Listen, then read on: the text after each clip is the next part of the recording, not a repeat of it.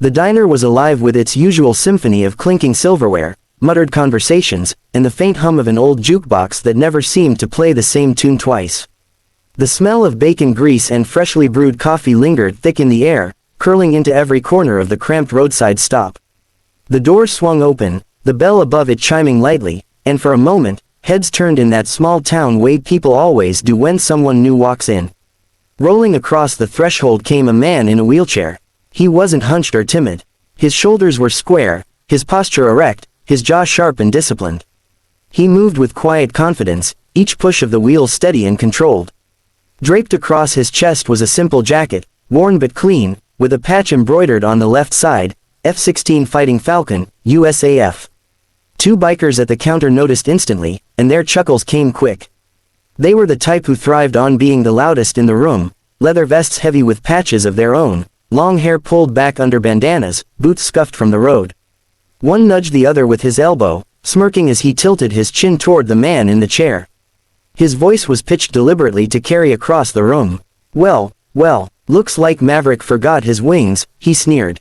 The second biker barked out a laugh that made a waitress at the far end of the counter flinch. Guess he didn't stick the landing. Now he's stuck with training wheels, he added, practically choking on his own amusement. The man in the chair kept moving, rolling past the rows of booths, his hands strong and precise on the wheels. He didn't so much as glance in their direction.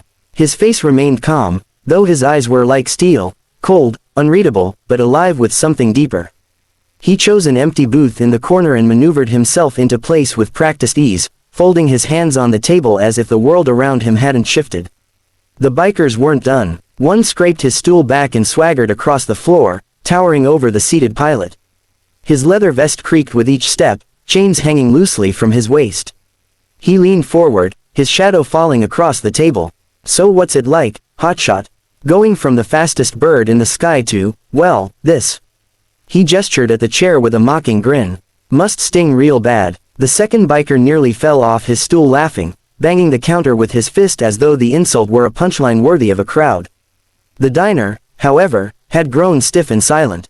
A few customers shifted uncomfortably in their booths, suddenly finding their plates fascinating. One man folded his newspaper and muttered under his breath, unwilling to get involved. Others stared openly, waiting for the pilot to respond. The man in the wheelchair slowly lifted his gaze, locking eyes with the biker above him. His voice, when it came, was low but firm, carrying easily across the hushed room. You don't know a damn thing about Sting. His tone was measured, calm as though he were issuing a statement rather than a retort, but the weight of his words lingered in the air. For a heartbeat, silence reigned. The biker's smirk faltered just slightly, but he covered it with a scoff and leaned closer. Oh, I think I do. Watching a hero turn zero, that's Sting enough for me. At the booth near the window, a boy of no more than 8 tugged at his mother's sleeve, his voice a whisper that still carried in the tense quiet.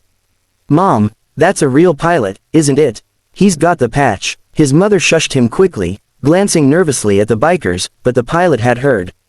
A flicker of softness passed across his features, gone as quickly as it came. The biker straightened, gave a mocking salute, and sauntered back to the counter where his friends sat grinning wide. Their laughter rose again, crass and sharp, cutting through the uneasy hush of the diner. The man in the wheelchair remained composed. He adjusted his jacket, his expression unreadable, his body language steady as stone.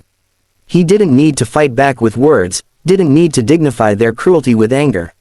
He simply sat, silent but unyielding, as though he had weathered storms far worse than the petty cruelty of men who didn't understand sacrifice. The boy at the window kept staring, his small face pressed against his mother's arm, his wide eyes filled with awe rather than pity. To him, the man in the chair wasn't broken or diminished. He was something larger than life, something untouchable. Around the diner, the tension was palpable, every patron waiting for something to shift, for the moment to resolve. And though the bikers thought they'd had the last word, the silence that followed wasn't in their favor. It hung thick and heavy, waiting for what none of them could see coming. The bell over the diner door jingled again, and at first no one paid much attention. People assumed it was just another traveler stopping in for breakfast, until the first figure stepped through, broad-shouldered, dressed in a crisp flight suit, boots clicking against the linoleum floor. Then another followed, and another. Within seconds, the air shifted as more men and women filed inside, not one or two, but dozens. The murmur of conversation faded into stunned silence as the room filled with the sound of heavy footsteps and the rustle of uniforms. 35 members of the United States Air Force poured into the small diner, their presence commanding the kind of respect that silences a room before anyone realizes it's happened. At the front, a tall officer with silver on his collar scanned the room with practiced sharpness. His eyes landed on the man in the wheelchair, tucked away in the corner booth. A smile broke across his face, and his voice carried like thunder. "Captain Walker." Every head turned. The man in the wheelchair looked up, his composure still intact but his eyes softening at the familiar voice. "Colonel," he said simply, the faintest trace of a smile touching his lips. The colonel raised his hand in a sharp salute. Instantly, every Air Force member in the diner snapped into attention, their right hands lifting in unison. The gesture was so crisp, so precise, that the very air seemed to vibrate with it. For a moment, it felt as though the walls of the small-town diner had dissolved and the space had transformed into a parade ground. The bikers at the counter froze mid-laugh. The smirks on their faces drained away as reality sank in. The man they had mocked, the man they had ridiculed, was not some forgotten veteran to them, he was a brother in arms to dozens, a leader, someone whose name carried weight. The colonel stepped forward, his voice booming. "For those who don't know," he began, turning briefly to the stunned patrons, "Captain Walker isn't just any pilot. He flew missions over hostile skies, missions that saved lives." He paused, letting the words sink in. When his jet took enemy fire, he kept flying, long enough to lead his entire squadron home. He stayed behind, knowing he wouldn't make it out. He took the hit so they could live. And because of that choice, 35 of us are here today. 35 lives, 35 families intact, because of him. Gasps rippled through the diner. A waitress set down a pot of coffee with trembling hands, her eyes wide.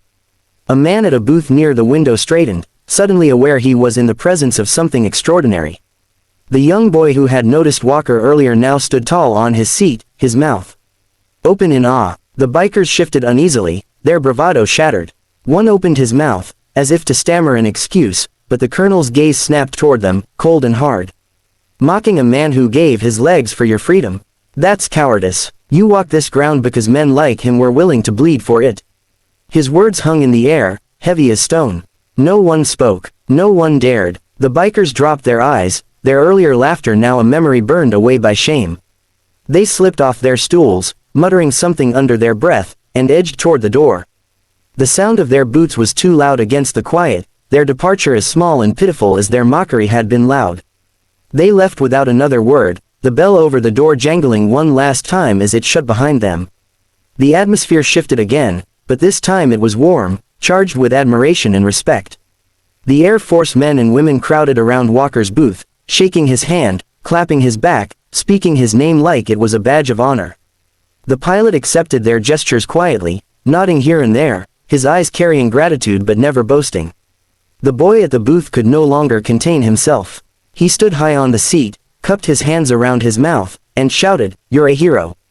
His mother tried to pull him down, cheeks burning, but laughter and applause broke out from the Air Force members, their faces lighting with pride. Walker turned his gaze toward the boy, his expression softening. "Heroes are the ones who live free because others stand guard," he said, his voice calm but firm. "Don't forget that." The colonel pulled out a chair and sat across from him, shaking his head with a smile. "You never change, do you, Walker? Even now, all you think about is others." Walker chuckled, a low sound that carried easily in the now bustling diner. He raised his coffee cup in a small toast, not just to his fellow airmen but to the boy, the patrons, even the silence that had been broken in the most unforgettable way. The diner buzzed with new energy. Conversations turned into whispers of admiration, the presence of 35 Air Force members giving weight to every word spoken. For the man in the wheelchair, no speech was needed, no defense required.